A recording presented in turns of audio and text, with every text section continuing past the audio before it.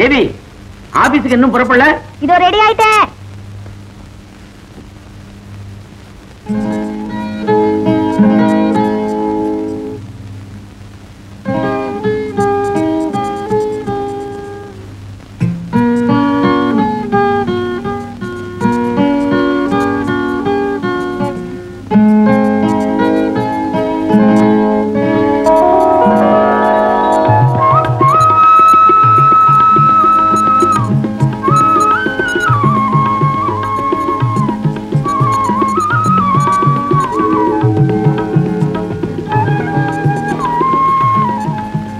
Good morning.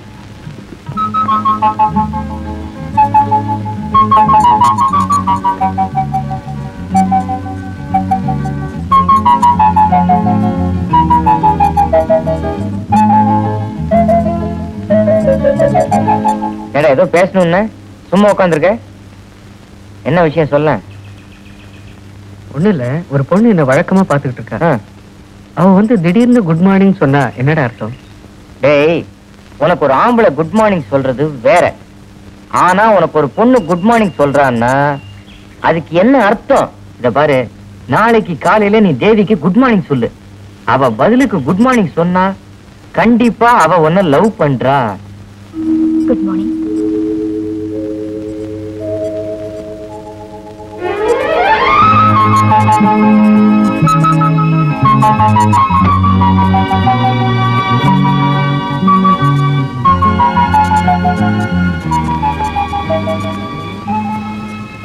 Good morning.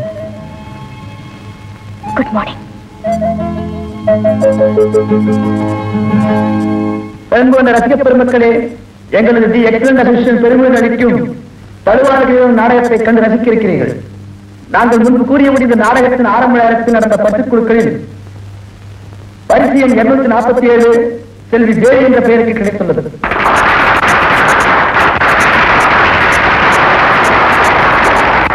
இப்பொழுது தேவி அவர்களுக்கு எங்களது நாடக இயக்குனர் திரு ரவி அவர்கள் திருமாங்கலத்தை பரிசாக வழங்குவார்.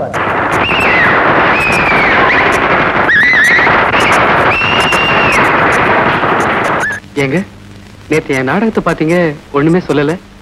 நேத்து நடந்தது நாடகமா எனக்கு தெரியல. ஏன்? வாழ்க்கையில ஒரு பொண்ணுக்கு கிடைக்க வேண்டிய பெரிய பாக்கியம் தாலி. நேத்து அதை பல பேருக்கு முன்னால பரிசு பொருளா கொடுத்தீங்க. அதை நானே என் கழுத்துல கட்டிக்க முடியாது. நான் உங்களுக்காக காத்திருக்கேன்.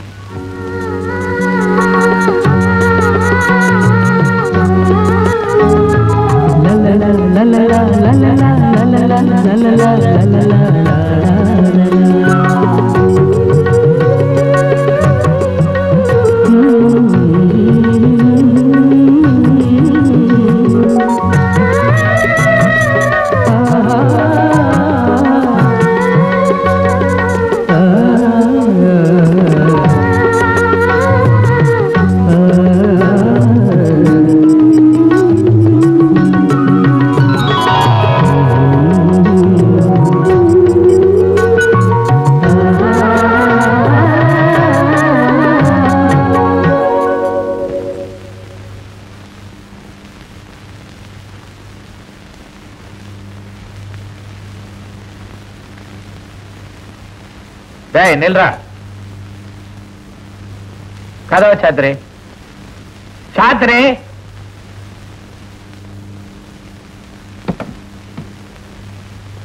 எங்கடா போயிட்டு வர்ற? வேலைக்காக ஒருத்தரை பார்க்க போயிருந்தேன். எங்க காந்தி பார்க் இல்லையா? ஏண்டா, எனக்கு ஒண்ணும் தெரியாது நினைச்சுக்கிட்டு இருக்கிறியா? எய்த்த வீட்டு பொண்ணோட பார்க்கல உனக்கு என்னடா பேச்சு? அது வந்துப்பா. எது வந்து அன்னைக்கு ஏண்டா அண்ணா மருதமல்லையில உங்க 2 பேரையும் பார்த்தேன், கோயில் ஆச்சேன்னு வித்தியாசமா நினைக்கல. ஒரு காக்கா குருவி கூட அந்த காந்தி பார்க்கல உட்காராது, இவங்க 2 பேரும் உட்கார்ந்து பேசிக்கிட்டு இருக்கிறாங்க. ஒரு வேலை விஷயமா. எந்த வேலை விஷயமா? இல்லப்பா. என்ன நொல்லப்பா? ஏண்டா உங்க அப்புறம் என்ன இழிச்ச வாய நினைச்சுக்கிட்டு இருக்கிறியா? நான் ஒண்ணும் அப்படி நினைக்கல. ஏன் நினைச்சுதான் பாரு, அப்புறம் தெரியும்டா உங்க அப்பனை பத்தி.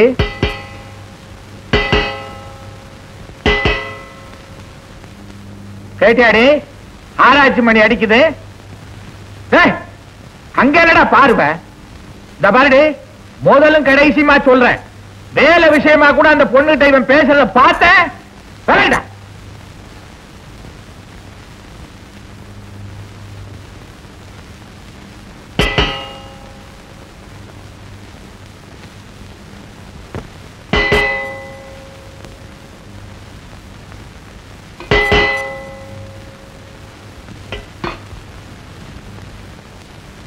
வேற வேலையே இல்லையா? வேலையை பாரு. ஆமா, வர சனிக்கிழமை பல்லவி தியேட்டர்ல நைட் ஷோக்கு ஒரே ஒரு டிக்கெட் எடுக்கலையே. எதுக்கு? நானும் எங்க அப்பாவும் படத்துக்கு வருவோம். ஆமா, நீ உங்க அப்பனும் படத்துக்கு வந்து நான் என்னத்த பண்றது? சரி சரி, அதுக்குள்ள தெரிச்சுக்குவீங்களே. சரி வாங்க, 2 பேரும் இந்த பக்கம் போவோம். எதுக்கு இந்த பக்கம்? ஏற்கனவே எங்க அப்பா நம்ம 2 பேரும் காந்தி பார்க்ல பார்த்துட்டு ஒரே கத்தல். வழக்கம் போல 8 மணிக்கு மொட்டை மாடி. ஓகே ஓகே, பாய் பாய்.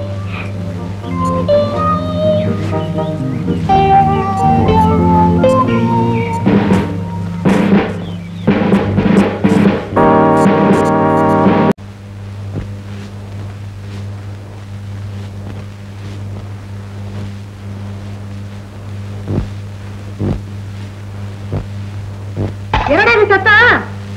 ஒண்ணு இல்ல.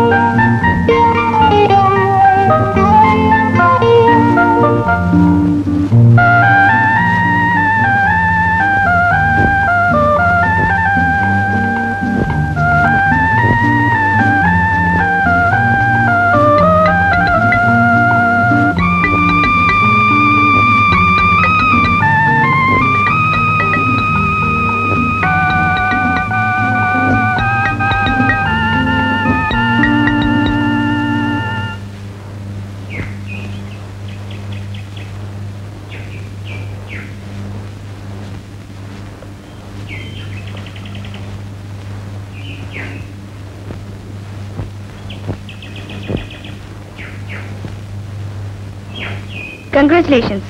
எதுக்கு? நீங்க வேலைக்கு சேர்ந்துட்டீங்களா? அந்த மாதிரி அதிக பிரசங்கத்தனமான வேலையெல்லாம் பண்ற மாதிரி நமக்கு அபிப்பிராயமே கிடையாது. அப்புறம் என்ன கையில ஃபைலு? பாக்கெட்ல வைக்க முடியல. அதனாலதான் என் ஃப்ரெண்டு குமார் நாளைக்கு மெட்ராஸுக்கு போறான். அதனால என்னோட 2 கதையை அவங்ககிட்ட கொடுத்து அனுப்புறேன். எதுக்கு? அந்த ஊர் பேப்பர் கடையில கிலோவுக்கு 2 ரூபாய் அதிகமா கொடுக்குறாங்களா?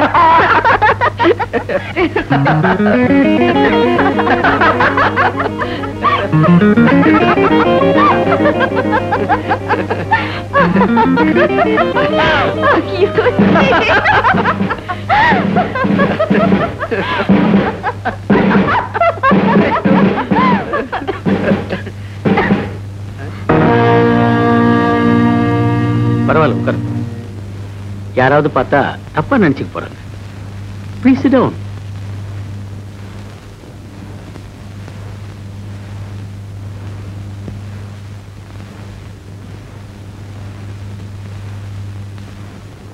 மிஸ்டர், ஒரு 10 ரூபீஸுக்கு சேஞ்ச் இருக்குமா? இல்ல. 5 ரூபீஸுக்கு? இல்ல. 2 ரூபீஸுக்கு? இல்ல.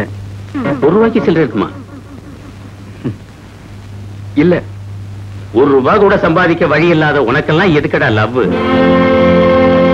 மிஸ்டர், ஒரு 10 ரூபீஸுக்கு சேஞ்ச் இருக்குமா? 5 ரூபீஸுக்கு? 2 ரூபீஸுக்கு? 1 ரூபாய்க்கு சில்லறை இருக்குமா? இது பாருங்க, எனக்கு என்ன சொல்றதுன்னே தெரியல. எதுவும் சொல்லாம இருக்கவும் முடியல. நீங்க என்ன விட்டு பிரிஞ்சு மெட்ராஸ் போறது, உங்க வாழ்க்கையில நீங்க நினைச்ச லட்சியத்தை நிறைவேற்ற போறீங்க. உங்களை போக வேண்டான்னு என்னால சொல்ல முடியல. ஏன்னா அதுல என்னோட வாழ்க்கையும் சேர்ந்திருக்கு. தேவி, உன்னோட உணர்ச்சிகளை என்னால புரிஞ்சுக்க முடியுது. ஆனா இப்போ உன்னை நான் என்னோட கூட்டிட்டு போக முடியாத நிலைமையில இருக்கேன். நீங்க சொன்னதுக்கு அப்புறம் நானும் யோசனை பண்ணி பார்த்தேன். எனக்கு ஒரே வழிதான் தெரிஞ்சது. என்ன?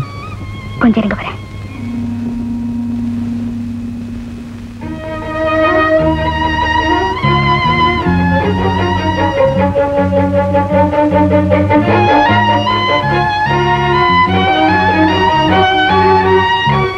ரூபாய் கூட சம்பாதிக்க வழி இல்லாத உனக்கெல்லாம் எதுக்கடா லவ்?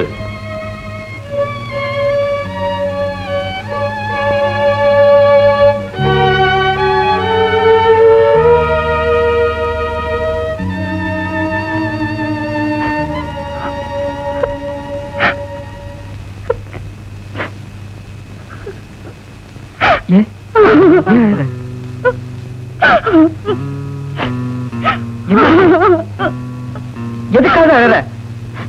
நான் எடுத்த முடிவு முட்டாள்தனமா கூட இருக்கலாம். ஆனா எனக்கு இதை தவிர வேற வழியே தெரியல.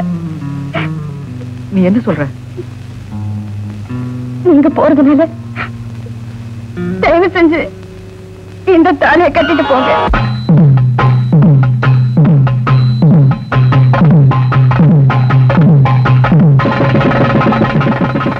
தேவி, என் மேல நம்பிக்கை இல்லையா? இருக்கிறதுனாலதான் நான் இதை கட்டிட்டு போங்கன்னு சொல்றேன். வீட்டுல இருக்கும்போது சரி, ஆனா வெளியூர் போகும்போது வீட்டை கூட்டிட்டு போக முடியாதுங்கிறதுனால பூட்டிட்டு போறோம். அது ஒரு பாதுகாப்பு. அதே மாதிரி பாதுகாப்பு தான் நான் உங்ககிட்ட கேட்கிறேன். தயவு செஞ்சு இதை மறுத்துறாதீங்க. என்ன பைத்தியக்காரத்தனமா பேசுற? என்னால இப்பவே உங்க கூட ஓடி வந்துட முடியும். ஓடி போயிட்டாங்கிற பேர் எனக்கும், என்ன இழுத்துட்டு போயிட்டாருங்கிற பேர் உங்களுக்கும் வரக்கூடாதுன்னு தான் நான் சொல்றேன். தயவு செஞ்சு இதை கட்டிடுங்க. தேவி, நீ புரியாம பேசுற. நீ நினைக்கிற மாதிரி கல்யாணங்கிறது விளையாட்டு காரியம் இல்ல. எனக்கு தெரியும். அம்மி மிதிச்சு பறந்துட்டு பார்த்து அக்னி சாட்சியா தாலி கட்டினாலும், இந்த இடத்துலயே தாலி கட்டினாலும், என் கழுத்துல இருக்க போற தாலி நீங்க கட்டுறதுதான். தேவி, இது பெரியவங்க 4 பேர் சாட்சியை வச்சு நடக்க வேண்டிய விஷயம். அப்படியே நான் விரும்பி கட்டினாலும் நீ தூங்கும் போது கூட அதை கழட்டிட முடியும். நான் தூங்குனா தானே கட்டுறதுக்கு.